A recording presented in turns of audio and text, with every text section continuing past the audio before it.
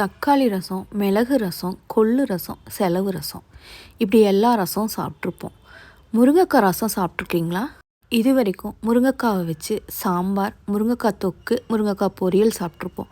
முருங்கைக்காயில் ரசம் வச்சு சாப்பிட்டு பாருங்கள், வேறு லெவலில் இருக்குங்க. வீடியோக்குள்ளே போகிறதுக்கு முன்னாடி நம்ம பேஜை ஃபாலோ பண்ணி வச்சுக்கோங்க.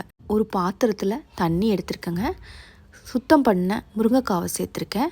ஒரு பெரிய சைஸ் தக்காளியை சின்ன சின்னதாக கட் பண்ணி சேர்த்துருக்கேன்.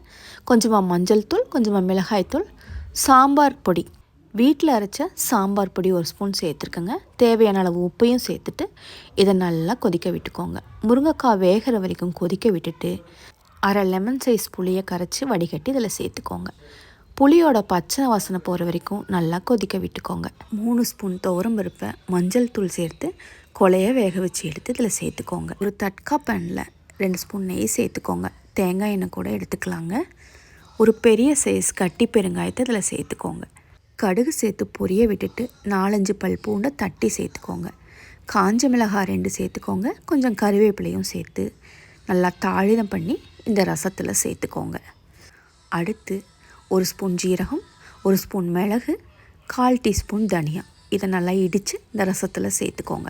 கடைசியாக ஒரு கைப்பிடி அளவு கொத்தமல்லி சேர்த்து ஃப்ளேம் ஆஃப் பண்ணிவிடுங்க. சுட சுட சாதத்தில் இந்த முருங்கைக்காய் ரசத்தை விட்டு ஒரு அப்பளம் மட்டும் வச்சு சாப்பிட்டா போதுங்க, ரொம்ப திருப்தியாக இருக்கும். அப்புறம் என்னங்க, நாளைக்கே முருங்கைக்காவை வாங்கி இந்த ரசத்தை ட்ரை பண்ணி பாருங்கள். இந்த ரசம் ரெசிப்பியை சாரதா சிஸ்டர் கேட்டிருந்தாங்க. சாரதா சிஸ்டர் இந்த ரசத்தை ட்ரை பண்ணி பார்த்துட்டு எப்படி இருந்துச்சுன்னு கமெண்ட் பண்ணுங்கள். ஓகேங்க, இந்த வீடியோ பிடிச்சிருந்தால் மட்டும் லைக் பண்ணுங்கள், ஷேர் பண்ணுங்கள். மறக்காமல் நம்ம யூடியூப் சேனல் மீனாஸ் லைஃப் ஸ்டைலை சப்ஸ்கிரைப் பண்ணுங்கள். தேங்க்யூ.